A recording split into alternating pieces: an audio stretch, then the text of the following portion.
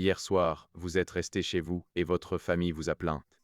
En France, on appelle ça la liberté. Ailleurs, on appelle ça la solitude. Qui a raison?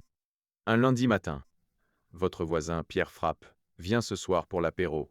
Vous souriez merci, mais je reste chez moi. Pierre, surpris. Tu es seul. Le choc culturel commence. En France, rester chez soi est un choix. Ailleurs, c'était un signe de détresse.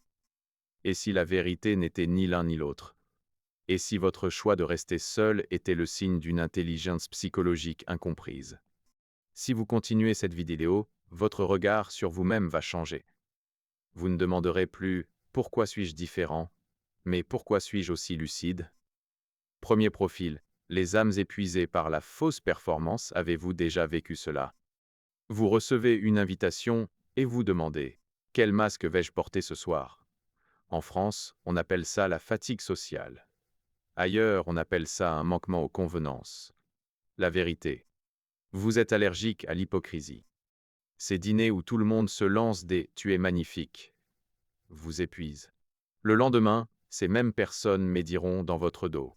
Une étude parisienne le confirme. 73% de ceux qui préfèrent rester chez eux être épuisés de porter le masque social.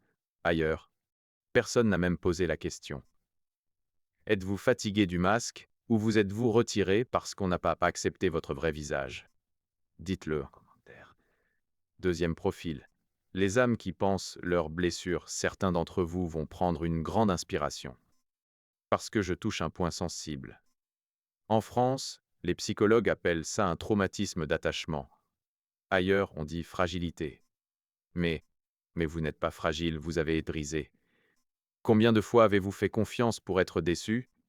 Combien de fois votre meilleur ami vous a trahi? Combien de fois votre famille a dit sors, sans jamais vous écouter?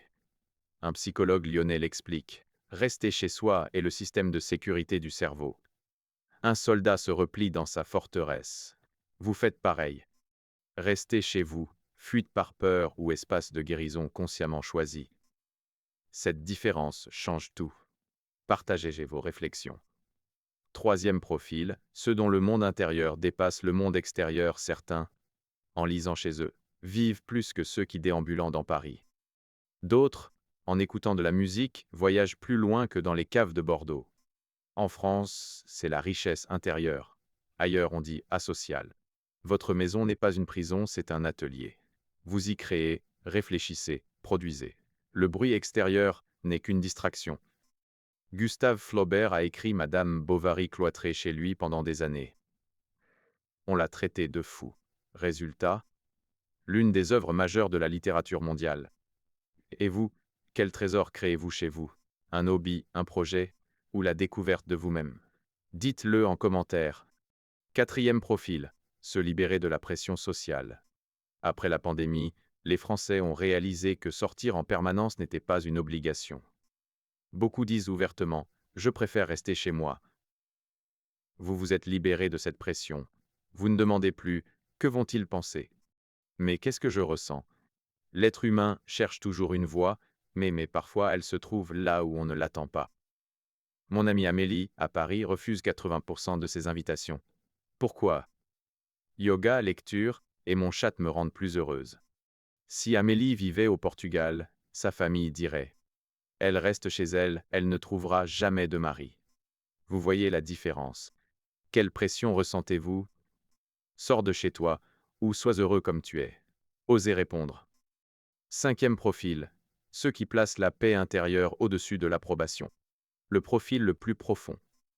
Le moins compris, mais le plus mature. En France, on appelle ça l'autonomie affective.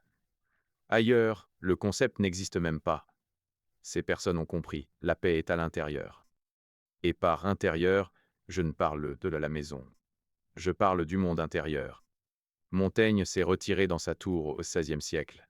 La plus grande liberté est de se suffire à soi-même. 500 ans plus tard, toujours vrai. Quand vous vous retirez chez vous, fuyez-vous vous-même ou revenez-vous à vous-même? La réponse change tout.